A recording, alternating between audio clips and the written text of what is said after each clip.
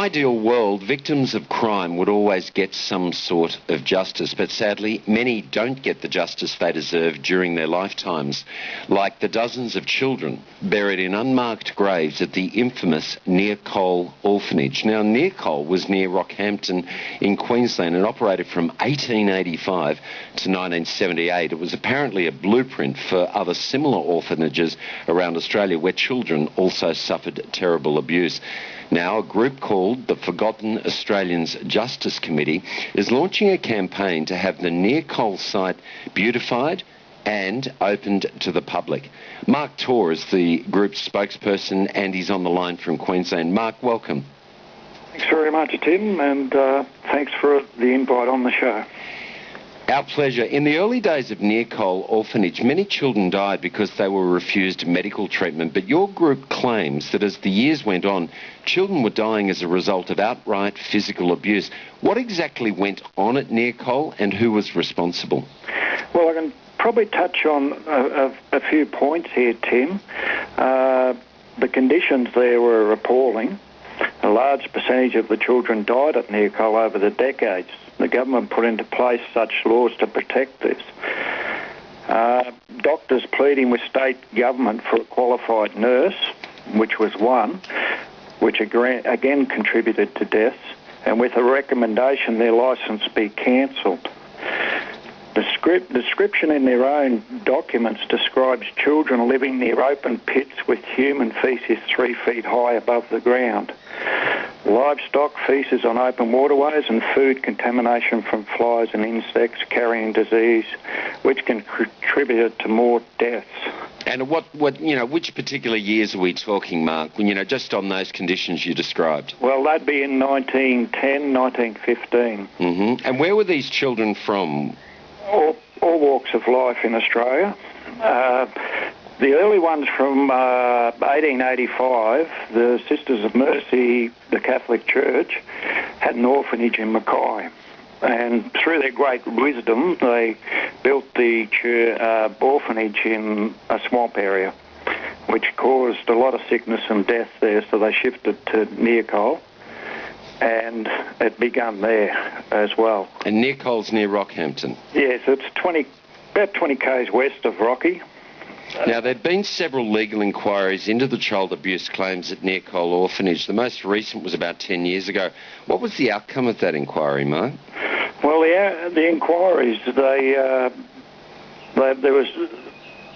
was the health problems, and the terms of reference which were the conditions of treatment of children and the illegal practices of agents of the government. They made a finding of about 14 criminal allegations for Near Coal. Numerous people have asked into what these allegations were, and the police came back with no finding.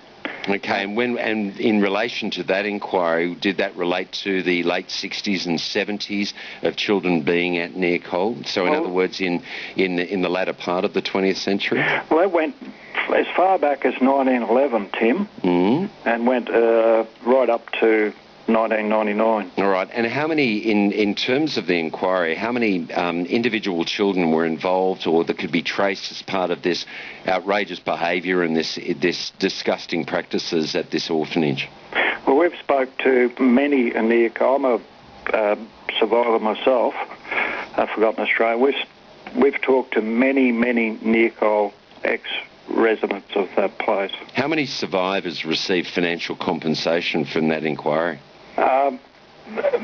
Well, I probably can't quote, but put it this way, that one lady, when she received the money, went and burnt it at the range with a nunza on their front lawn. So it was very peaceful. So she took the cash and decided that because of the low amount of compensation, she burnt it on the lawns of the local nunnery. Yes. Yeah. Now, you grew up in an abusive orphanage in Melbourne. Then after you moved to Queensland, you got permission to visit the Near Coal site. How is it that you first heard of Near Coal? And I would assume a very emotional day for you when you attended the site. Extremely. I was out west, me and the missus, and we were heading back, and I knew of an orphanage in that area. And we went there, and we you can't get in, there's no access denied.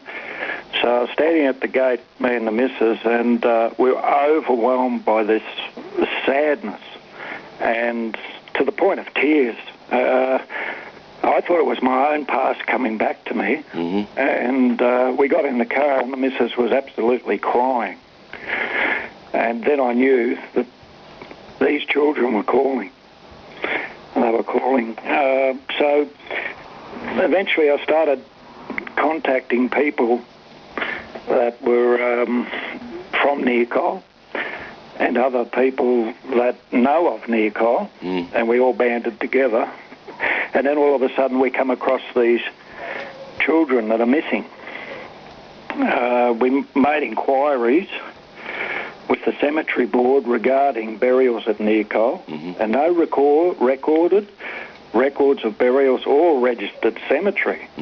And this goes back in 1997, police scanned Nearcol from allegations from ex-Nearcol residents. Yeah. The infants and children were buried there, but the media reported in newspapers no illegal burials were found at Nearcol. Now, Nearcol, N-E-E-R-K-O-L, the Nearcol site is now owned by the Stanwell Power Company. What are you and the group Forgotten Australians Justice Committee asking of Stanwell Power? What we're asking is we would like to see a wall memorial with each child's name, as much as we can possibly find, erected in a prominent position on the property, not on the side of the road, where you'll find most Forgotten Australians memorials are, or hidden in the back of a park. That access is granted to the site for the benefit of the families of the deceased children, ex-residents and their families and visitors. Okay. Now, we spoke to Stanwell Power off-air during the week. They say their decision on the future of the Nearcol site will need to take into account a wide range of stakeholders, and they also some fairly serious safety issues, because apparently the Nearcol site is badly run down. But Stanwell seem very much like a community-minded company. They say they look forward to reading the proposal that you sent them a few days ago, and that proposal includes specifically the request for a memorial wall to be erected with the names of the children that passed at the site. Yes. I understand. Well, look, the best of luck to you. Do keep us posted on your progress. I want to finish our chat, Mark, just by playing part of a song that you wrote, and the song "Hear the Call," and the singer is your friend Dale Ferry, and I think the listeners will understand the sentiment. Thank you so much for being part of the program, and we wish you all the very best of luck with your endeavours. And thank you, Tim, and thank you to you, Eve, for the opportunity for the children that have no voices to be heard. I understand. Thank you, Mark. Good on you, Marty. Thanks, sir. Thank you, Mark Torr from the Forgotten Australians Justice Committee. Just an absolute tragedy. Song written by Mark Torr, sung by Dale Ferry.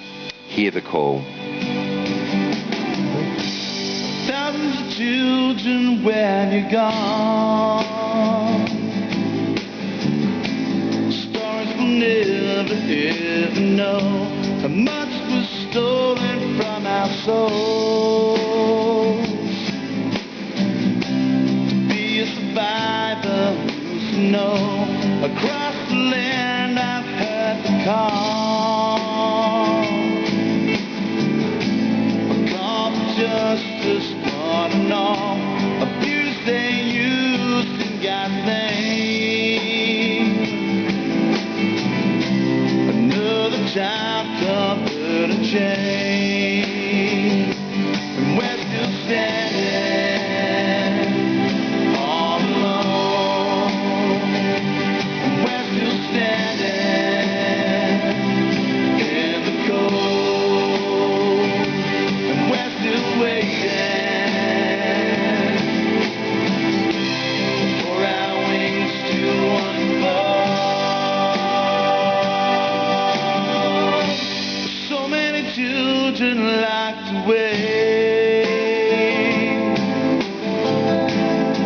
institutionalized, driven insane. I look so far as I can see.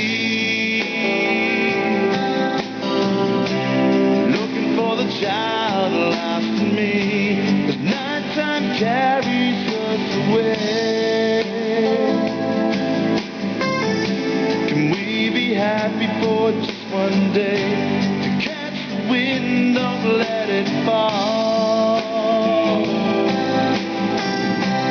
Too many fallen graves and all, and we're still standing on and on. And we're still standing in the cold, and we're still waiting for our wings to unfold. A song written by Mark Torr, sung by Dale Ferry. Hear the call and good luck to the people who are seeking some justice for some Forgotten Australians, the Forgotten Australians Justice Committee. 13 13 32 is my open line number. We'll be back with you right after this.